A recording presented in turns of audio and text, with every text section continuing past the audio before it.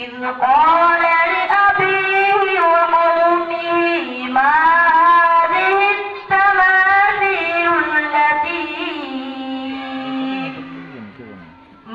هذه التماثيل التي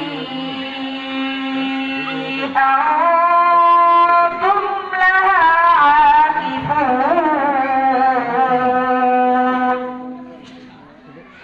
قالوا وجدنا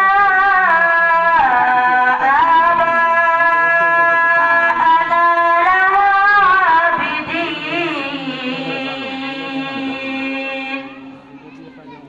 قال لقد كنتم أنتم وآباؤكم في ضلال مبين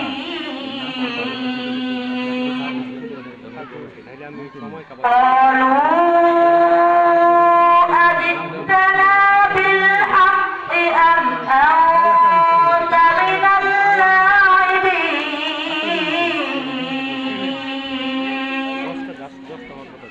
قال بل ربكم رب السماوات والأرض الذي فطرهن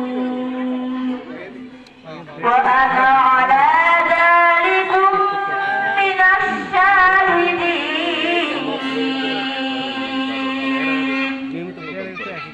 وتالله لأكيدن أصنامكم بعد أن تولوا مدبرين صدق الله العظيم. السلام عليكم ورحمة الله وبركاته.